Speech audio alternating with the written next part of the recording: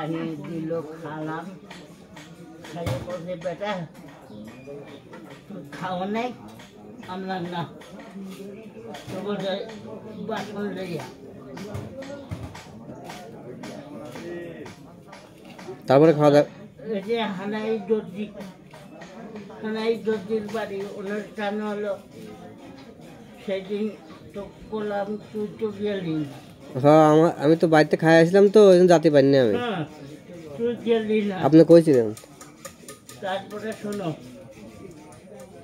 তারপরে তোর বাপ আবার ক্লিক লাগাইছে কার কাছে? আমার কথা, হ্যাঁ ওর জেঠার কাছে, ও যে হ্যাঁ উনি আইছে, হ্যাঁ আইসে বেলা দিয়ে খিচুড়ি দিয়ে ভাত খায়।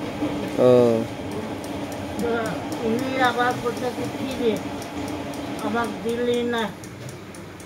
হ্যাঁ হুম তো আমি বলছি তোর লোকে আমার কথাই নাই, বার্তাই নাই, কোনো কিছু নাই, তুই আমার লোকের কথা করছিস। তাই তো। তারপরে আমি রাহুল ডাক্তারের কাছে বলছি হুম যে স্যার দেখেন এরকম ব্যাপার, তবে কি তো বলছে পুরো বয়লা খাবার থাকছে, তোর একদিন জন্মের মতন বয়লা খাবার হ্যাঁ বললাম না কাছে। হ্যাঁ তারপরে এখন বসে চল যাই, না আমি বয়লা খাই না।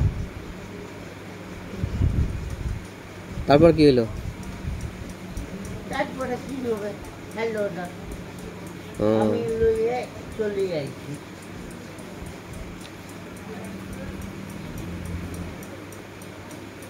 বালু হয়ে গেছে বুঝছেন কাকা, ওই ঘাসের মধ্যে বালু হয়ে গেছে, ওই বালু ফেলানো হয়েছিল তো আটকে গেছে বালু, বৃষ্টির জলে আটকে গেছে। তাও ভালো আছে, তাও কাটে মজা আছে। আর আমার মাটি থাকলে মনে করলেন যে আরো কাটতে কষ্ট হতে নেই, মাটির মধ্যে কি কাটা যায় অত, বালুর জন্য ভালো কাটতেছে।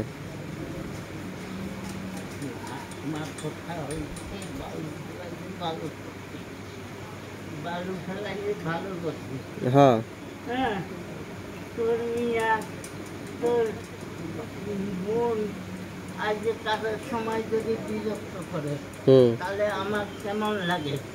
কাজের সময় তো বিরক্ত করা যাবে না, রাগ হয়। ডাকতে হবে, কাজের সময় কাজই করতে হবে। আপনি কয়টা করবেন, ওই কাজটা শেষ করবেন তারপরে তো কথা কবেন, বিরক্ত করতেছে কথা কয়। না আমি সব কাটবো, আচ্ছা কাটেন, যতদূর পাওয়া যায়। বসে থাকবো না। হ্যাঁ কাটেন, বই যায় লাভ নাই।